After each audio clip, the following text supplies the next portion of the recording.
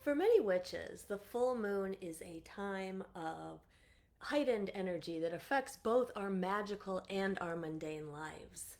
The goddess transforms from the maiden into the mother at this part of the lunar cycle, and we often feel that is a stimulating energy as this shift begins to take place. We can channel this energy into creative projects, into our magical workings, and into enhancing our intuitive abilities. So, Merry Meet, I'm Aislin. This is Ask Aislin, and we are here tonight talking about full moon magic. So, welcome to those who are joining us live. You can go ahead and say hello in the chat. Let us know that you are here, and also let me know that the microphone is working well.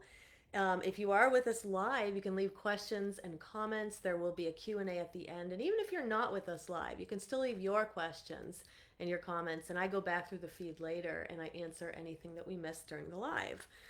And don't forget to leave a heart or a thumbs up somewhere in the video, and that just helps us get this out to the feed of more people. So we are going to dive in. There is a lot to talk about tonight. So let us dive in now. And I see Glitter is joining us, and Kurt, and Andrea is here. And she said it's all working great. And Rebecca is here.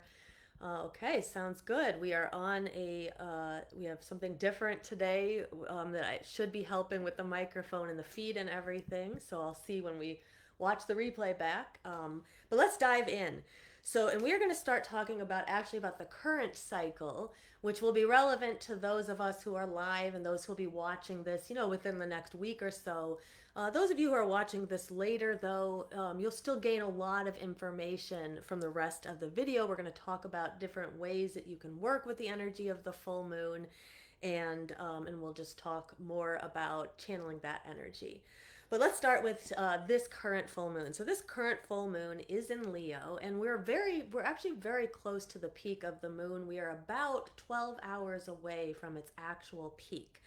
The peak of this full moon takes place on Wednesday, February 12th at 5:53 a.m. Pacific, and that would be 8:53 a.m. Eastern. And if you are further east of the US, then you would just have to translate that for your own time zone. But essentially what this does is it puts February 12th as the date of the full moon. Now, as I was getting ready to make this episode, I was looking at some websites that I'm going to share in a moment that will help you calculate when the full moon is for you in your time zone. But I did notice that our full moon is at 99.8% illumination right now. I should say our moon is at 99.8% illumination right now, which means it's almost at full, right? And so in 12 hours, we'll hit that peak. Now, there is an importance, of course, as I said, of looking at your own time zone. And this is actually a pretty critical issue, especially because depending on where you are in the world, sometimes the full moon can be split across 2 different days. So those who are east of a certain time zone will find that the full moon is on one day, and those who are west of that time zone will sometimes find that the full moon is on the next day. And so when you just look at somebody saying the full moon is today, you want to make sure that they are noting that from your time zone.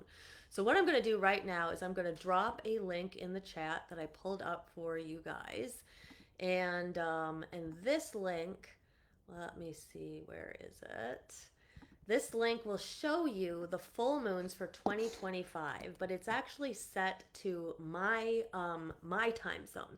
So you'll want to make sure that you at the let's see, where is it that you'll be able to switch it?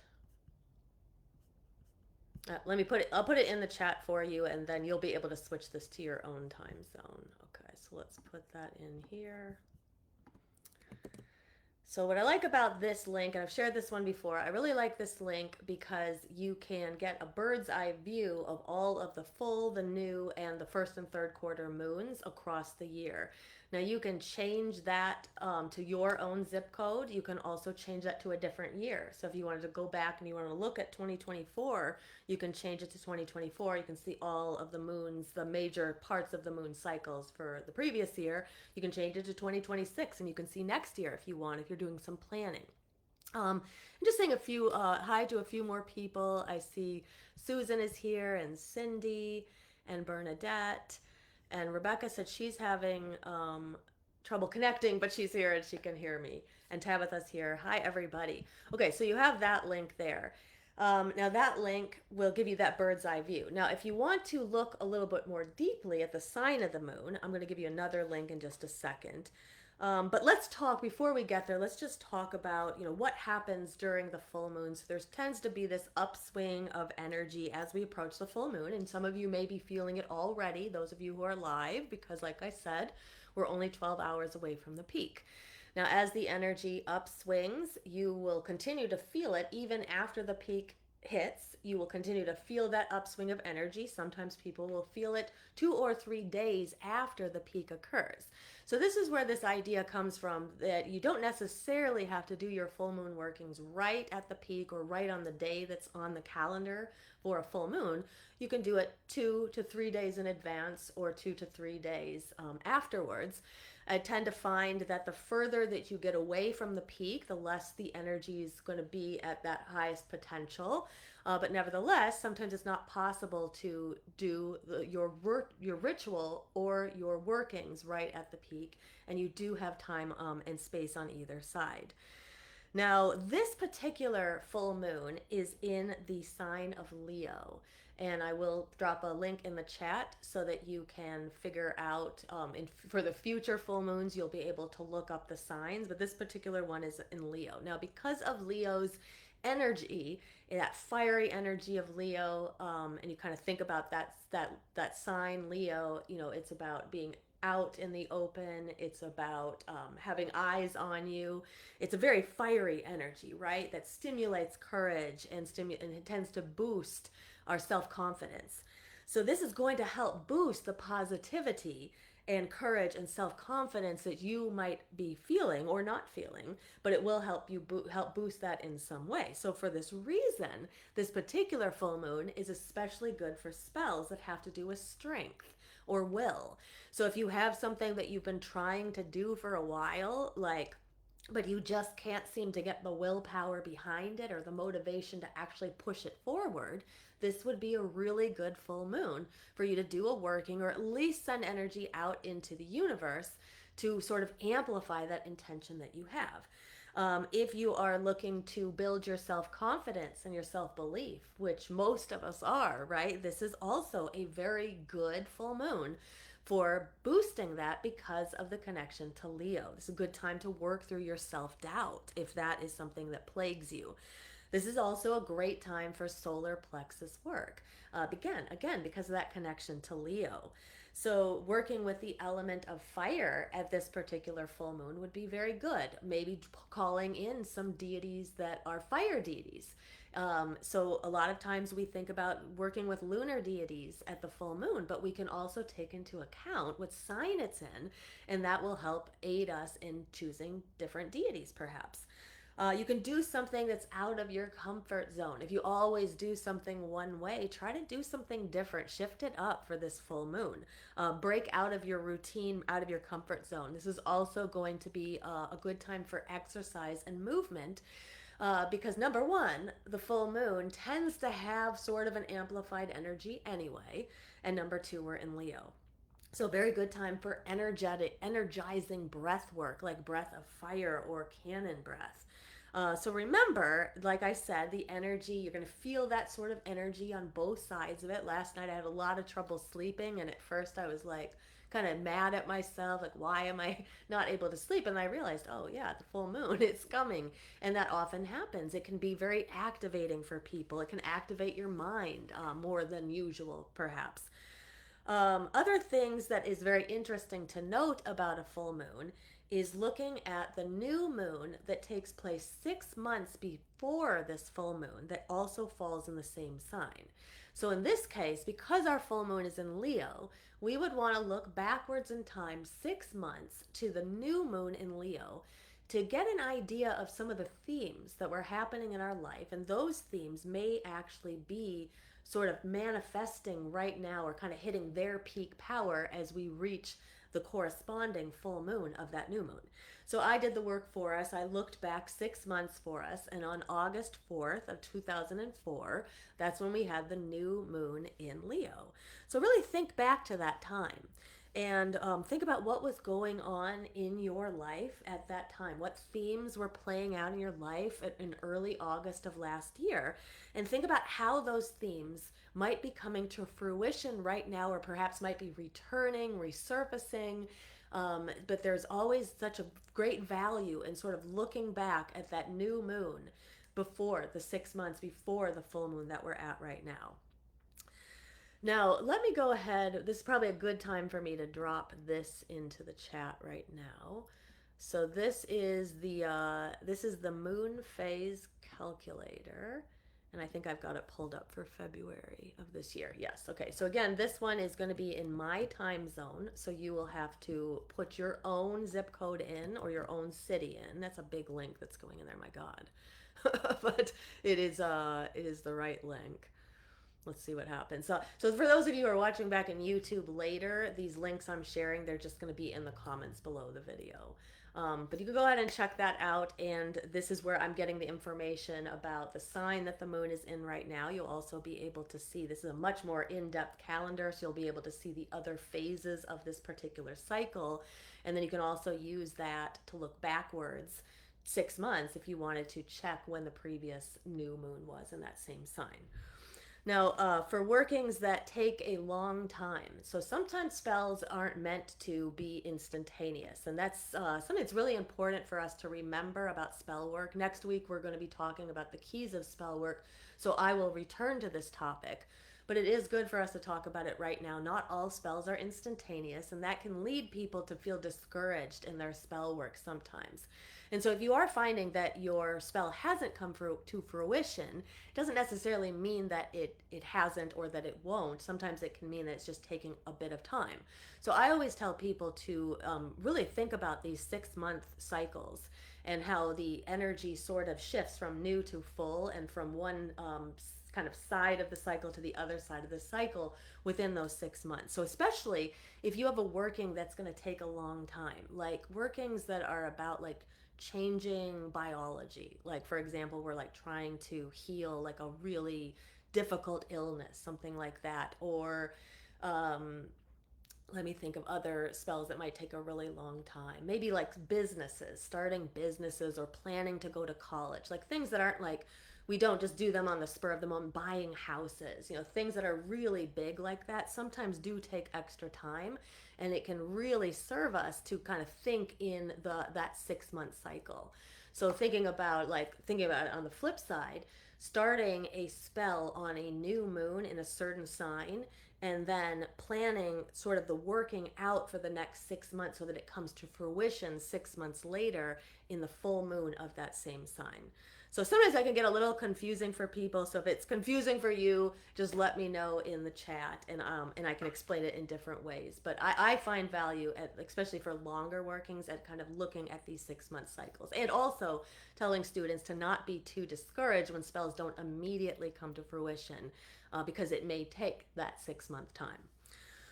All right, so let us segue a little bit into, where does lunar worship come from, and how is it different than solar worship? So some people believe that organized moon-focused spirituality or moon-focused worship may be, this is very interesting, may be the single oldest common human experience on the planet. It dates back 60,000 to 70,000 years. And when we contrast that with solar festivals and solar worship, or our Sabbats, like we just celebrated Imbolc, those appear to around 12,000 years ago. So solar-based worship is a much newer experience than lunar-based worship. But of course, with the rise of the patriarchy about 5,000 to 7,000 years ago, lunar-based worship and the moon cycle itself fell out of kind of style across many cultures. We as witches know that there was this like damning of kind of all things feminine and the dark divine, and the in the intuition, right, and the goddess and the earth and earth-based spiritualities. And so these began to fall out of style. Yet we all know how much the moon affects us, and you don't have to be a woman born in order to be affected by the moon. Women, if you are born a woman, you are affected in probably a deeper way because of its connection to your menstrual cycle. But all people, no matter the gender that we identify with, are affected by the moon. So it's very interesting how much this moon-based worship fell out of style, but how much there's this resurgence of it now. And we think about the tides of water, right, that are controlled and influenced by the moon. Just looking at like as I mentioned, the menstrual cycle of a woman, and start to see how much is influenced by the moon there, and even our emotions, right? Our emotions, all of our emotions, and our energy also influenced by it. Now, when I was in grad school, I took many nursing classes while I was in grad school, and I remember one of my teachers. She was an active nurse at the ER, and she would talk about how every full moon the visits at the ER go up. Accidents tend to go up. There's more calls to like first responders, police, and fire around the full moon. I always tell people to just be careful when you're driving on the full moon, because when people talk about kind of full moon mania or kind of full moon kind of craziness, there is something to it. It affects our emotions, because think about how much we are made of the element of water, right? And so if the moon is affecting the tides of the water, it would be foolish for us to think, or to, I guess, not think that it's affecting us in some way as well. Okay, so let's talk about what type of magic might we do at the full moon as opposed to a different part of the lunar cycle. And I see she said in the chat yesterday evening she felt very energetic, and she said today she's struggling with depression, and she said Aunt Flo has arrived. Yeah, and so the thing is too, depending on where the menstrual cycle is, if you are somebody who has a cycle and bleeds, that also can affect your energy in different ways. So she was feeling very energetic, but then with the onset of a period, it can bring on those deeper, darker emotions like depression. It can kind of bring down our energy quite a bit. Glitter said, if women spend lots of time together, their menstrual cycles sync. Yeah, which is such a magical phenomenon in and of itself, right? To think about like the pheromones that we're sending out to each other and how we cycle together. Elizabeth said, so can I plan to cast a spell when the moon is in a certain phase and a particular sign for better results, considering what the spell is, like a love spell, full moon in the sign of Taurus or Libra? Yeah, so you can absolutely time your spells to certain signs. I also suggest, so like Libra and Taurus are good signs for love spells. The day Friday is a really good day for love spells. This particular Leo full moon isn't that bad for it either. I mean, it's pretty activating energy. Leos tend to be big lovers and you have big hearts, so this is a pretty good time for it too. But you absolutely can time that spell. Love spells are usually best done in the waxing half of the cycle, so anytime from new to full. I prefer them around the second half of the waxing cycle, so basically waxing gibbous. But anytime during the waxing half of the cycle is very good. Okay, so let us talk about some ideas for some full moon magic. So when I think of full moon magic, I think of drawing and I think of manifestation. And not everybody does, and I'm going to address that idea as well. But I'll at least tell you from my perspective, I started studying witchcraft like 27 or 28 years ago. All the books that I read talked about sort of this upswing of energy. As a woman, I absolutely can feel it like in my own body. And I can feel it when my cycle is timed with the lunar cycle. I especially feel it even more. So it is a time when, and I've taken a lot of womb classes recently, womb working classes, and my teacher also talks about like women, and she is particularly serving women. This applies to anybody, but it is a time when people tend to feel more creative. There may be more creative bursts of energy. And so sometimes what I notice is that I may have other plans, and then sort of this full moon energy comes in, and all of a sudden I have an idea for a new song, or I have an idea for like a new workshop I'm going to do, or I have an idea for a ritual that I will do for people eventually. So this can be a very good time for manifestation magic, but it can also be a good time for just simply the creative energy. And if you think about it, like think about that connection to a woman's menstrual cycle, the full moon aligns with ovulation in the menstrual cycle. Not all women cycle the same, so people's cycles will be different.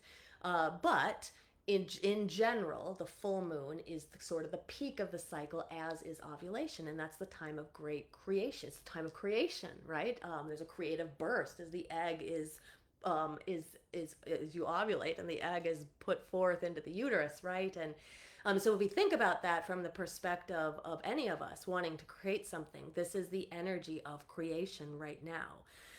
It can lead to very heightened dreams in people. I've noticed that my dreams have been more vivid. Sometimes the dreams seem nonsensical at this time too, because the veils thin a little bit at the full moon, kind of the same way they do at the dark moon. Whenever there's this transition between waxing and waning energy, there tends to be a little thinning of the veils. So that means that your intuition may be heightened as well. So this is a good time for divination. This is a good time for divination, trying out divinatory methods that maybe you've never used before. Or if you're somebody who has been toying with like kind of one foot in and out the door of like working with tarot, this would be a good time to work with it. Work with that divinatory method that you've been wanting to work with. People may find that they have difficulty sleeping. It has to do with that kind of heightened energy. You may pop up out of bed with creative ideas. I always keep paper by my bed, but especially near a full moon and a dark moon, just because I know that there is this kind of heightened intuition at that time. Now, the moon at the full moon is at 100% illumination. This is also mid-cycle. So as I was saying, if you kind of think about it, like I like to think about cycles within cycles. So I've already talked a bit about the menstrual cycle. And for those who don't relate to that, you will still be able to relate to some of these other examples. The full moon is also, if you think about where the full moon kind of falls in the cycle of the moon, it would be aligned to summer solstice if we were talking about a solar cycle. So, right, the peak of the sun's energy happens at summer solstice. The peak of the moon's energy happens at the full moon. This would also be aligned to noon if we were talking about the daily cycle. That is the peak of the sun's energy. So as I mentioned, good for the manifestation of goals, very good for fulfillment of projects, especially this full moon in Leo. So again, if you've been having trouble like kind of getting something going, getting it off the ground, getting it moving, this is a great time to put that energy behind it and push your project forward. And that can be magical work, or that can also be mundane projects. So let me just talk for a moment about the full moon and releasing, because one of the things that I've come across within the past few years as I started this business is people saying that the full moon is for releasing and you should never do manifestation on the full moon. As a witch of 27 years, that's a crazy idea to me, and I think that to say you should never do manifestation magic on a full moon, because if you just think about everything I've just told you, this is the peak of the cycle. This is when the energy is at its prime. So I think where this idea of releasing comes from is people cycle in different ways, and sometimes our cycle, and this goes for all people, whether you are a woman and you're kind of linking the menstrual cycle to it, any gender can feel this sort of ebb and flow of their energy that will shift. And sometimes they're going to find that you're cycling with the lunar cycle, and then sometimes you're going to notice that you're not quite synced with it. There's nothing wrong with that. It's actually very natural for this to happen. But this explains why sometimes people get to a full moon and they feel they're ready to release. I know it's happened to me. Sometimes I'll be at a full moon, I'm ready to do manifestation, and then I'm like, all of a sudden I'm crying and like all this like energy is coming out and I'm doing shadow work. And I usually think that that's more for the dark moon. I sort of reserve that time and that space for the dark moon, but I can't deny my emotions, nor should any of us, right? We should always sort of follow our own energy as we go. So I think that's where this idea of the full moon as being part of being for releasing comes from. But to say that it's only for releasing, you can't do manifestation, as I've seen some people saying on like TikTok and social media, it's crazy to me. And I'm here to tell you that you can do whatever you want on the full moon. Listen to your energy. But for the most part, it is the peak of the cycle, and therefore manifestation, it makes not logical sense at this time. Now, the other thing that we should also talk about is that different full moons have various names, and they also have various themes that go along with them. So we've already sort of talked about looking at the sign of the full moon to sort of see how that's going to alter the energy of that particular full moon. But what about the way that the moon falls in the year? Each full moon has different names and different energies. Now, the names tend to be regional or cultural, which means if you were to Google this, and I hope that some of you do if you become interested, but kind of Google, like, what's the name of the 12 full moons, you are going to find many answers that conflict with one another.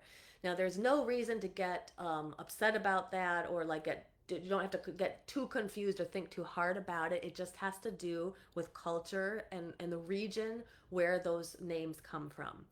So I always use the names from North America because that's where I live and it's where the majority of the people who follow me are.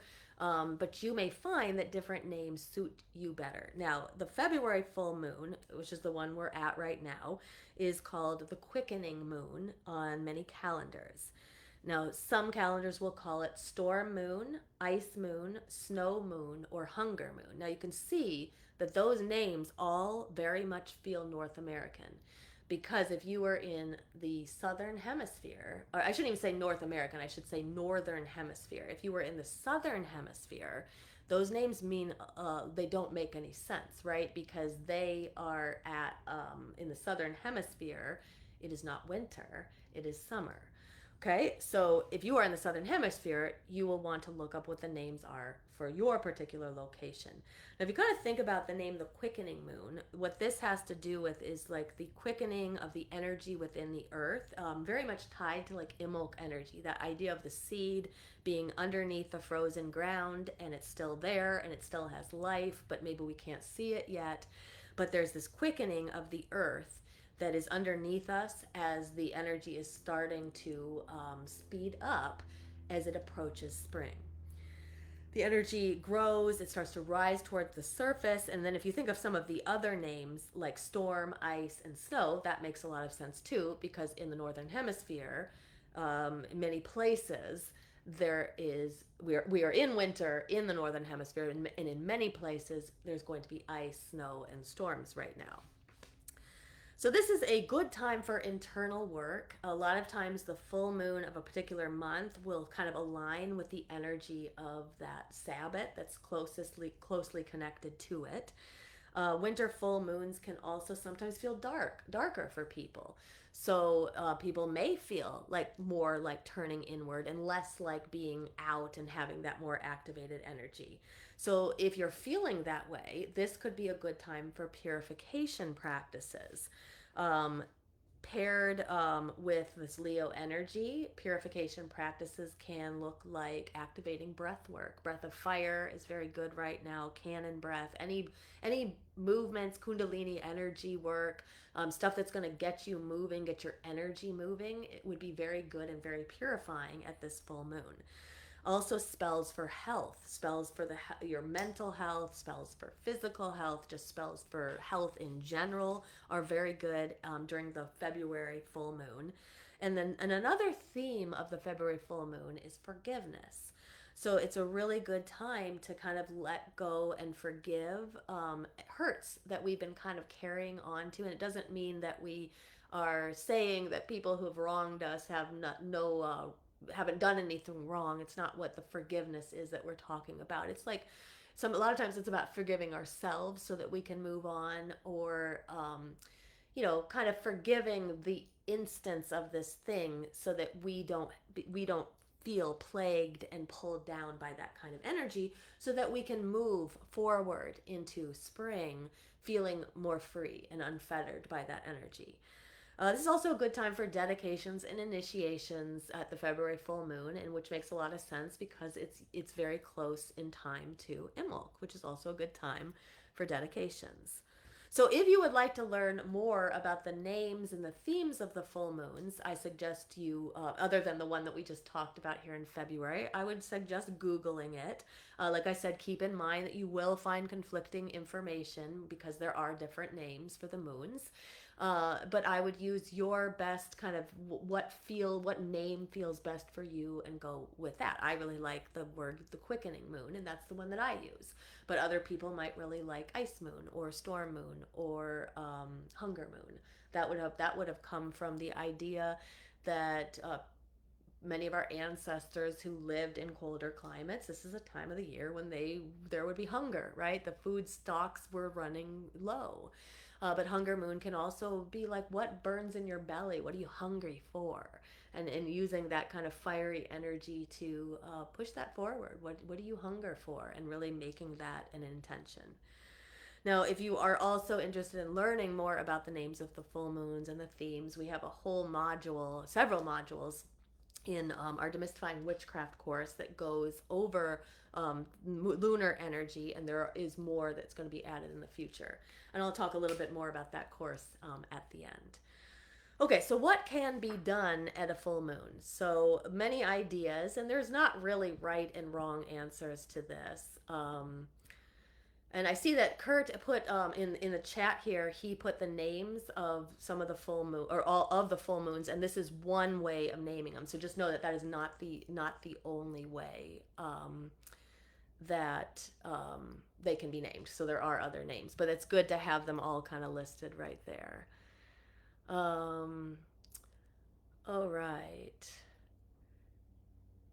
So let me see. So I'm just going to back up. So before I talk, I'm about to talk about esbats, full moon esbats, and what that means. And so I just wanted to back up because there's a lot going on in the chat.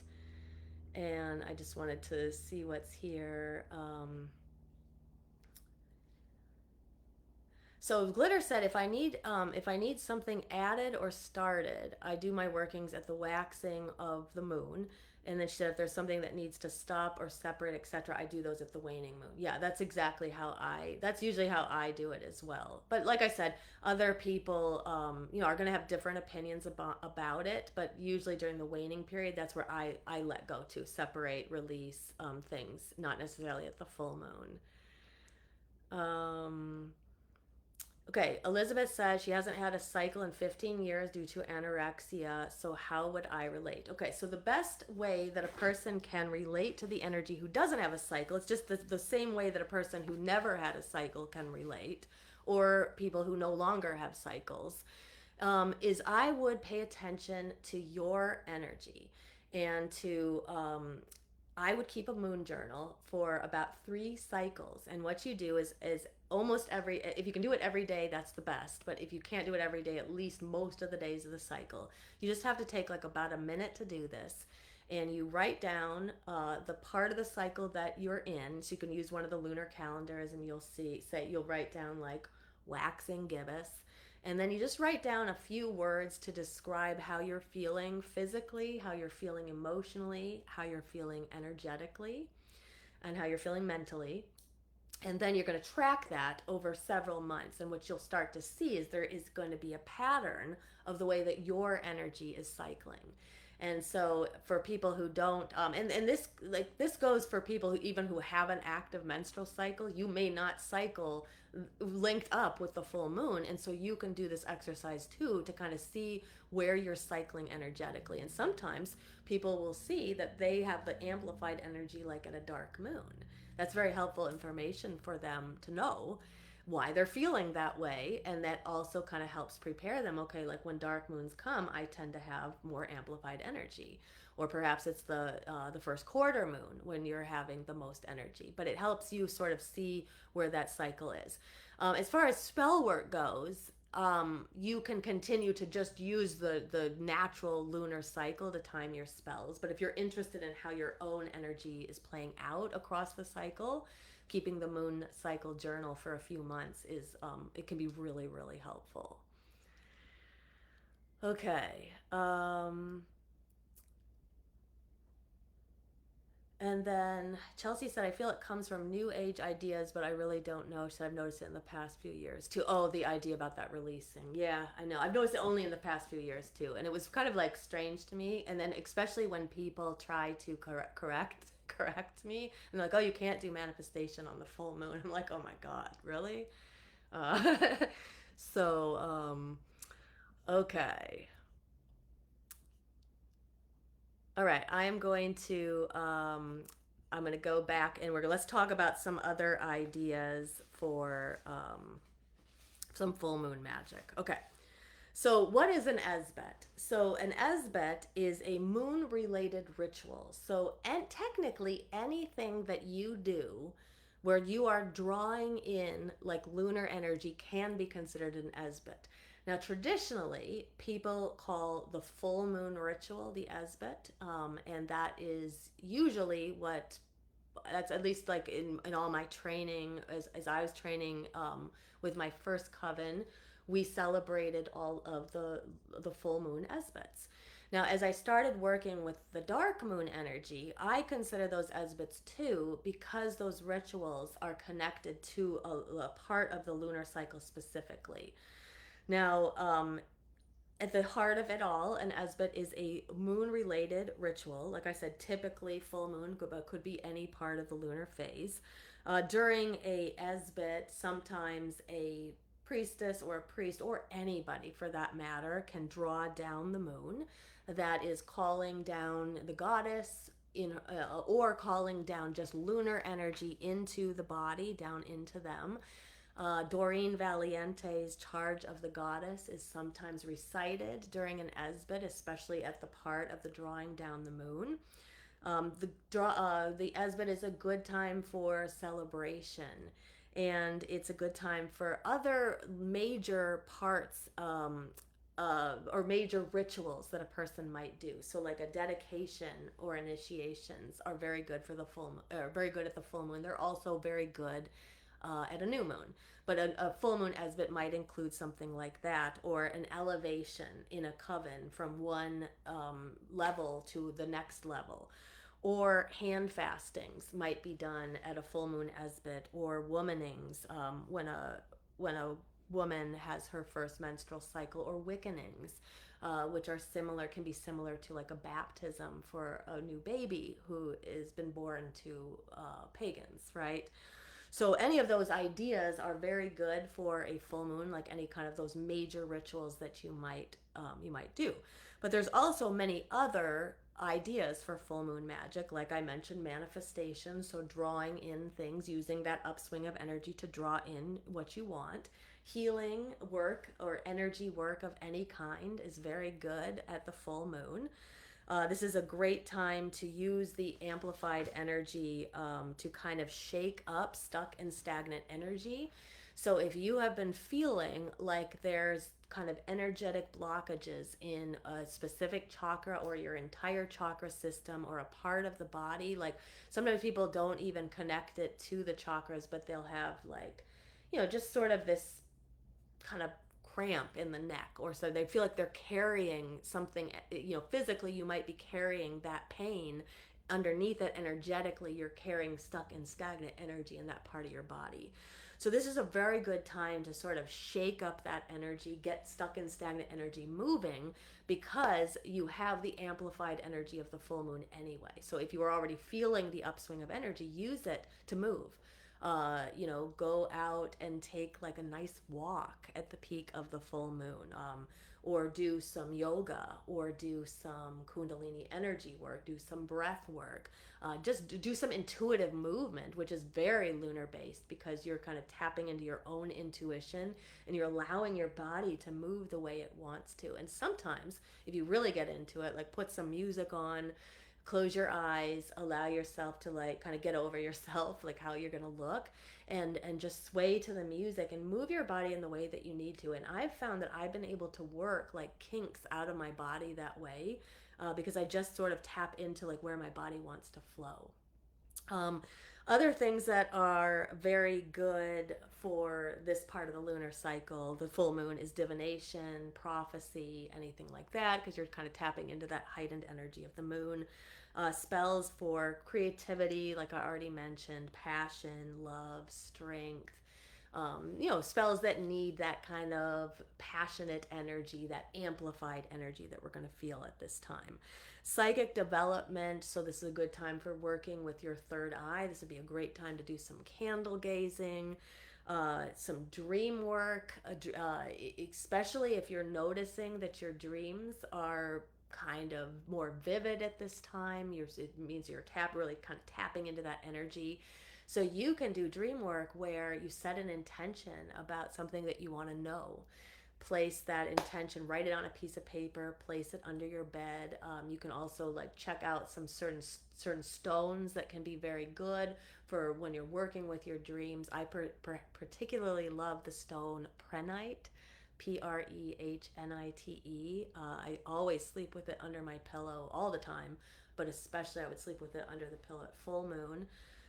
If you want to do some lucid dreaming, this is a good time for that, or kind of working towards doing lucid dreaming. If you want to do some astral projection, this is a good time for that. Just tapping into that slight thinning of the veils. This is also a good time for rituals that have to do with the water element. So rituals at the ocean. I'll tell you a little bit about my full moon ritual that I do every cycle in just a bit. But oceans, other water sources, going to running water. But if you can't go and it's the middle of the winter and maybe the water's all frozen where you are, you can also do water magic in your own bathroom, right? In your shower, in your bath. Or if there's a heated pool that you can go to, you can do water magic there. But really going to places where you can kind of immerse yourself in that water energy can be very cleansing and very powerful to tap into the full moon. You can also cleanse and charge your tools. So this is a good time to place tools or crystals, or people like to make moon water at this time too. So no matter what it is you want to charge with that lunar energy, you can place the items outside underneath the full moon. And if you can't place them outside, if you have a window, you can place them on the windowsill. It's best if that window will actually receive the direct full moon light at some point during the night. But even if it's not directly in the path of the moon, still, if that's the best you can do, place the items on your windowsill. What I do recommend is to remove the items before the sun comes up, or you will charge them with solar energy as well. Sometimes that can be exactly what you want. Sometimes you want the crystals or the water or whatever it is you're charging to be charged with both lunar and solar energy. But if you want it to be specifically set aside for moon magic, like moon water only, you want to make sure you remove that. Drawing down the moon, like I mentioned, you can draw down the lunar energy in general. You can also work with goddesses that are connected to the moon, like Artemis, Diana, Luna, Selene. This is not going to be an exhaustive list. Mani, Chandra from the Hindu pantheon, Ixchel, Isis, and Bast. Those are not the only lunar goddesses, but those are goddesses who are connected to the moon, so those would be good ones to work with as well. Perform moon salutations. I got into this right around the time that the pandemic began. I was doing a lot of training to take my yoga teaching to the next level, and so I was training with a lot of different teachers, and one teacher taught me how to do moon salutations, and I absolutely fell in love.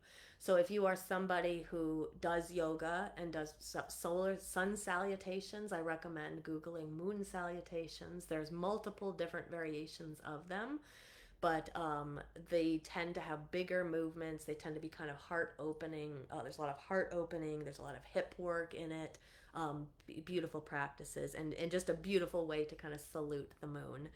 And then, of course, meditation is good at any time, but it can be very good at the full moon. Again, because of that slight thinning of the veils, you might be able to tap deeper into your higher self, or into your unconscious in a way that maybe you aren't in other parts of the lunar cycle. So here's just an idea for creating a simple ritual, and you do not need to make this really big and formal. If you'd like, you can cast a circle, you can call the quarters, you can call a deity, but you don't have to. And sometimes it gets in people's way. They think that they have to do all these things, and they're afraid that they don't know how to, and so they just don't do anything.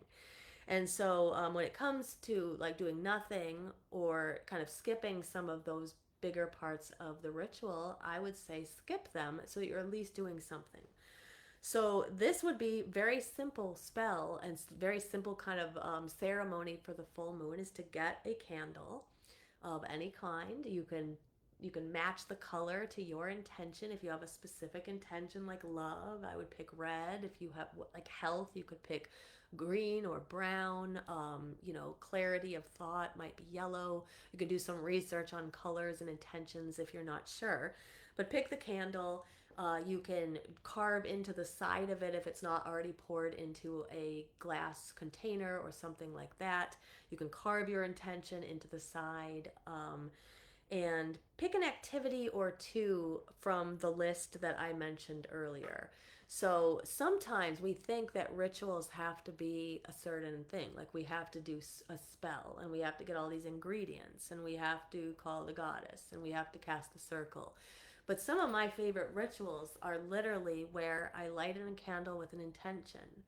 I do some moon salutations. Then I do a little bit of breath work.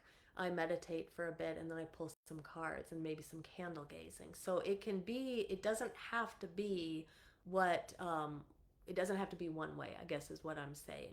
So a lot of different options for you. To try. So let me just tell you a little bit about my own full moon ritual. So what I do is I go down to the beach. I do call the quarters and I cast my circle and I call a deity. I call two deities. I call Ganesha and Lakshmi because those are my patrons, and I call them at the full moon. And then I do a small little sort of breath work pattern. I raise some energy around a specific intention, and then I leave some offerings in the ocean, and that's kind of what my full moon ritual looks like.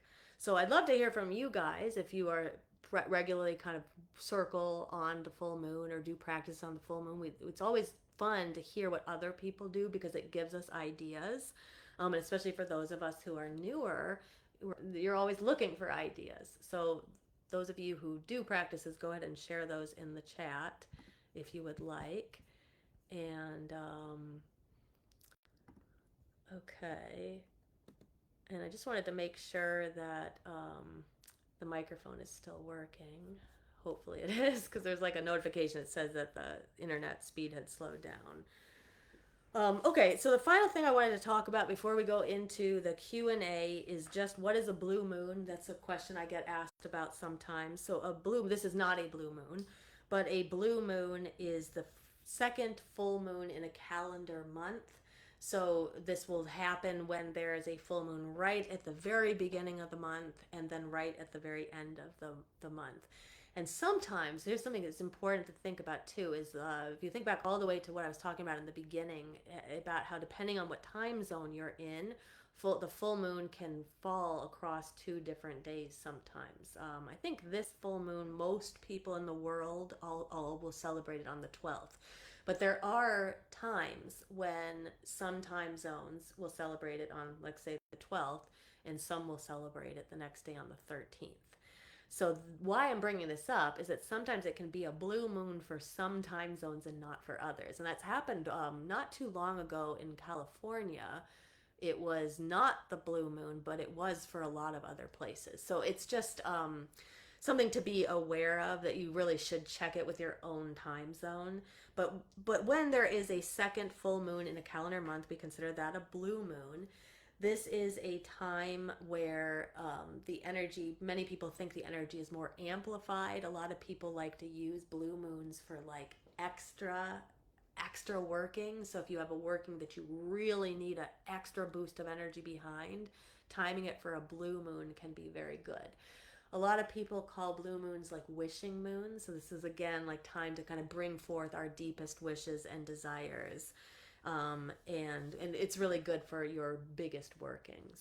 So when they say once in a blue moon, the way we use that phrase, it's not, I mean, we use it to mean once in a blue moon to mean that it rarely happens, but blue moons happen almost every year, not every year, but they happen almost every year. So they're not as rare as people think, but yet they are rare enough that it sets them apart from the other types of moons. And some people like to hold them to be more special. And I know in our own coven, when there's a blue moon, we will often do like wishing magic at that time. A lot of times we call the goddess Iris, who is the goddess of rainbows and wishes. So that is full moon magic. So I hope that that answered a lot of your questions. But if you still have questions, put them in the chat. We're going to segue into the Q&A now.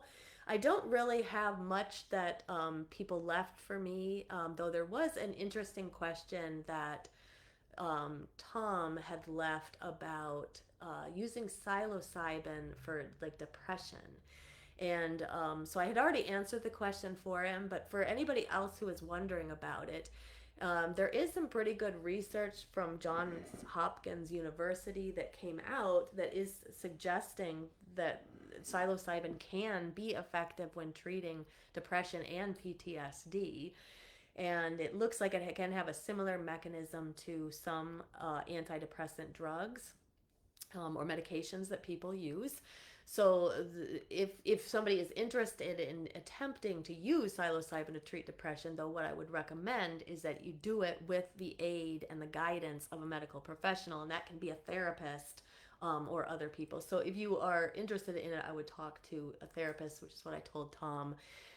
Same way that people use kind of ketamine, there's good research that's suggesting that can be very helpful for people with PTSD and depression and anxiety. But again, it's not recreational. It needs to be with the guidance of a medical professional who is there to supervise it all and give the right dosages and everything. So I thought it was an interesting question. I thought others might be interested in knowing the answer to it.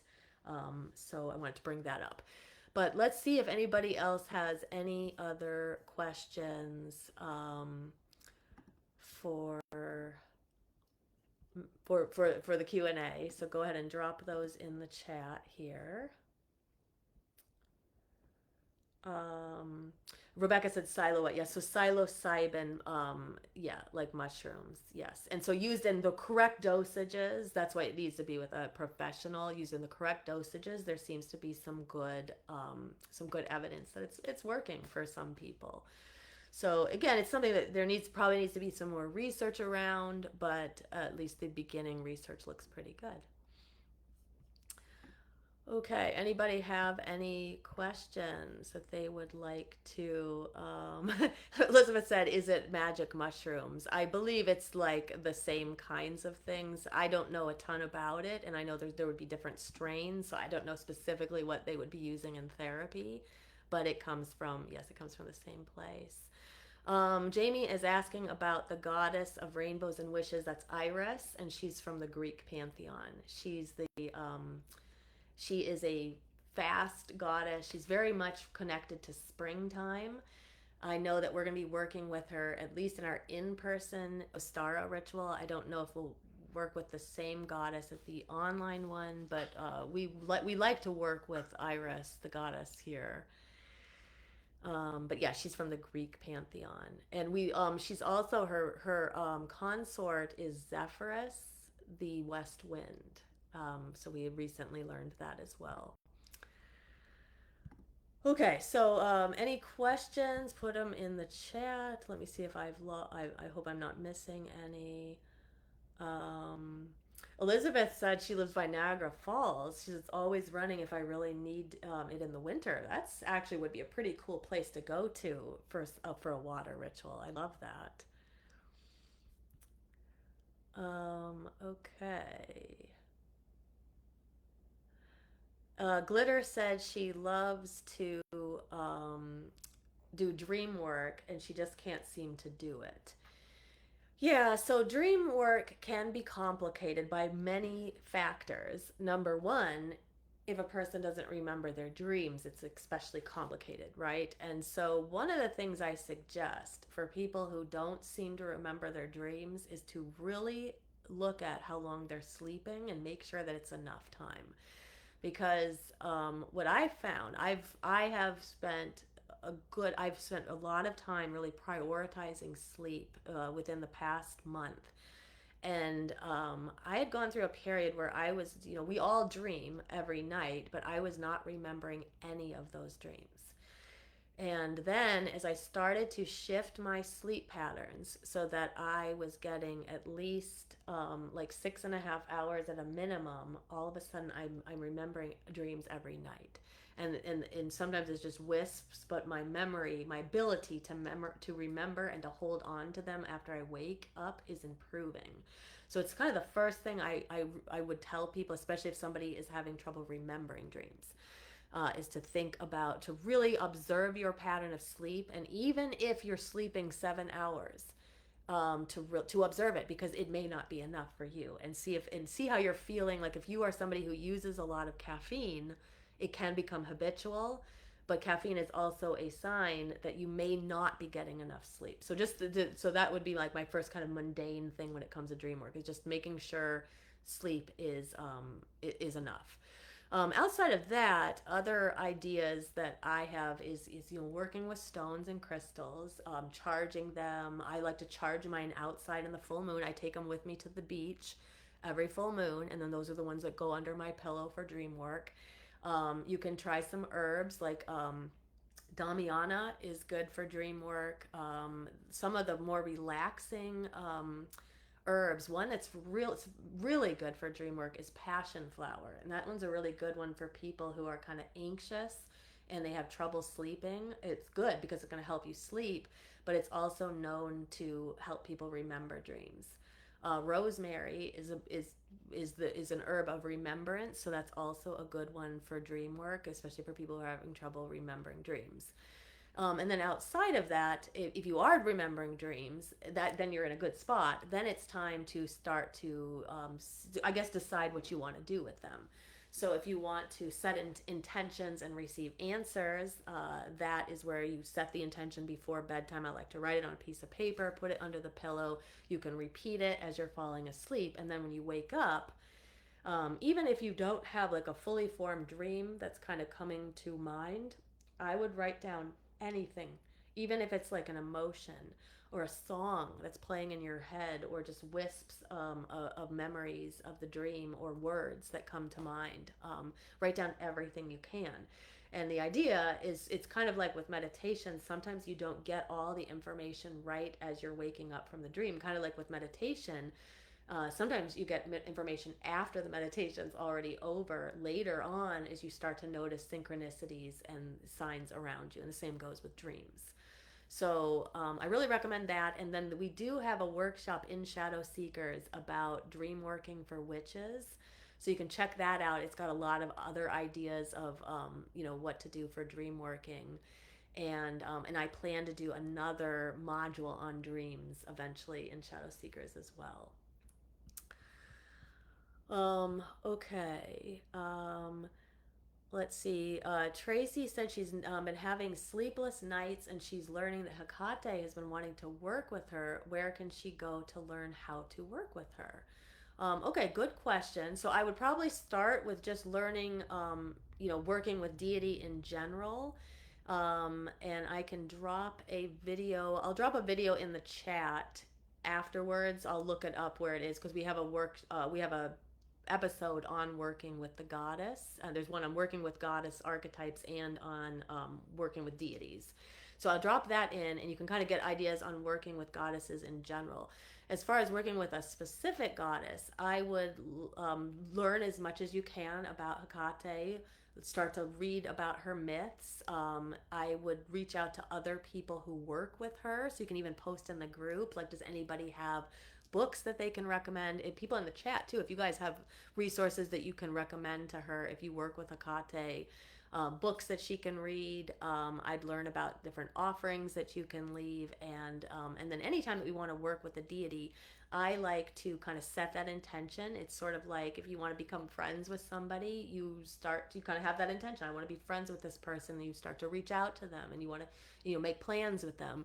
So same thing with deities is, set up an altar, even if it's as simple as just a candle to honor her, and light that candle, and then you can just talk to her, and then listen back, and really kind of start to strengthen your own self-belief in what returns to us, because sometimes we second guess the answers and the messages that come through, and we negate them. We're just like, oh, I just made that up.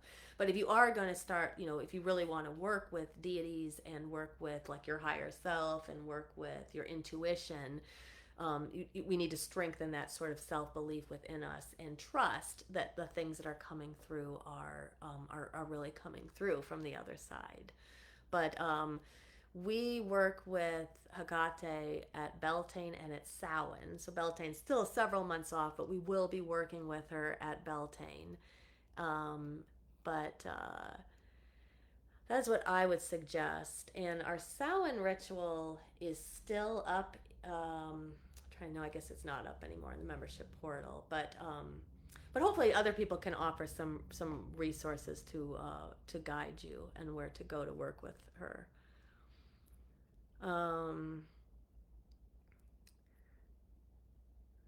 Okay. Glitter said, could that decrease if you were sleeping like 12 or more? Oh, so you mean like sleeping 12 or more hours?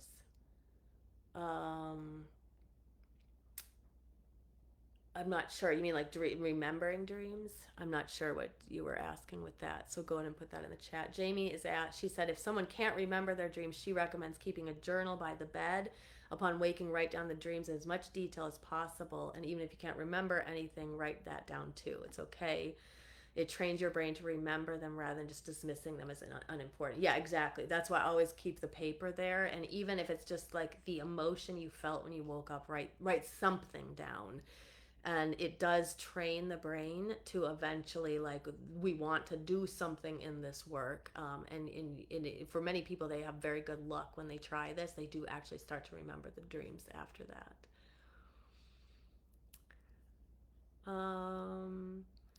Kurt says, are there any good sources for dream walking or astral projection? Off the top of my head, I don't have any sources, but maybe some other people. Astral projection is something I did a long time ago. I read a lot of like Edgar Casey's books, and I'm pretty sure he's got some writings on astral projection. That's where I first studied it, and I haven't really studied it in quite some time, so I don't know any like more recent books. But maybe other people have some suggestions for sources.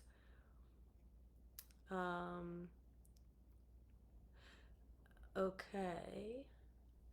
Good. I see people are kind of offering some suggestions about Hecate. Awesome. Okay. And the people are recommending that for those who are not like with us live and can't see the chat, people are suggesting the book Keeping Her Keys as a good book. Okay. And then Glitter says, hindering remembering dreams by oversleeping. Perhaps it could be. So 12 hours, like, it does seem like a lot of sleep. So I would wonder why your body is needing 12 hours of sleep. So it could be hindering it. The thing about dreams is that the dreams that you're going to remember, the vivid ones, they take place during the REM dream state. Now, we can dream during other times in the dream state, but the REM state is when we're going to have the vivid ones that most people are going to remember. Now, the REM dream state occurs at certain periods in your sleep cycle, and as your your cycle continues on, that state gets longer as you go through the night. Now, ideally, if a person wakes up during REM, that's when they're going to have the very best chance of remembering, because you're going to be in that dream already. You're like right in that dream as you're waking up, as opposed to if you're waking up during non-REM sleep, then you won't necessarily remember those. But I would look into, I kind of think about the 12 hours and why your body is needing the 12 hours, because it does seem like a long time to sleep for me. But if a person has like Elizabeth is saying, like maybe there's depression, or bouts of depression can make people sleep. And I know that when I'm more depressed, I'm less likely to remember dreams too. But it could also be medications. So sometimes medications can interfere with sleep or make us sleep more, and that can also interfere with dreams. But we can definitely talk about it more, like at office hours too, and maybe we can go through like what's going on and get to the bottom of like why you're sleeping so much. But it could be hindering the dreams. Yeah. Okay, so let me just tell you what's coming up, and if there's any final questions, get them in the chat. So on next week, 218, we have an episode on the keys of spell work. So we're going to look at kind of what can aid us in our spell work. What are some of the foundational things to kind of think about when we're doing spell work? We'll also talk a little bit about troubleshooting, like what happens when spells don't work, what do we do? Then on 225, we're gonna be at the dark moon at that time, so we're gonna do an episode on dark moon magic. That episode may be about an hour and a half early that day. As we get closer, I'll mention that. And then on 3-4, we're gonna have an episode on signs and synchronicities. And then on 311, we'll have an episode on strengthening intuition. So a lot of good things coming up. Our Demystifying Witchcraft course is also coming out soon. Right now, it's only being offered to those in our Shadow Seekers membership, but we are going to be offering it to the public very soon. This is my signature course. It's 13 modules right now, with the expectation that we'll be adding to it. And it is all of the trainings and the teachings that I use to initiate people into my in-person coven.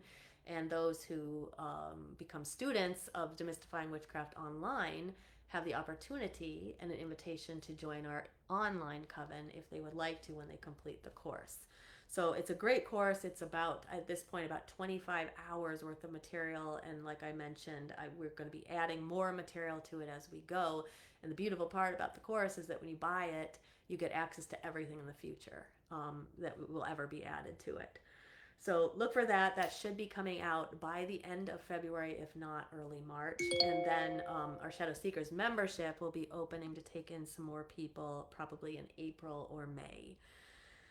All right, so I am going to sign off for the night, but as usual, it's always so awesome to spend Tuesday night with you guys. So make sure to leave a heart or a thumbs up somewhere in the episode. That just helps us get it out to the feed of more people. And also make sure to subscribe to our YouTube channel, Body, Mind, Witchcraft, on YouTube. That way you will never miss any future episodes. And we're going to be actually putting up some new videos very soon in addition to these Ask Aislin. So now is a great time to subscribe to the channel so you won't miss any of those. All right, until next time, blessed be and happy full moon, everybody. I hope that you have a magical full moon. Till next time, blessed be.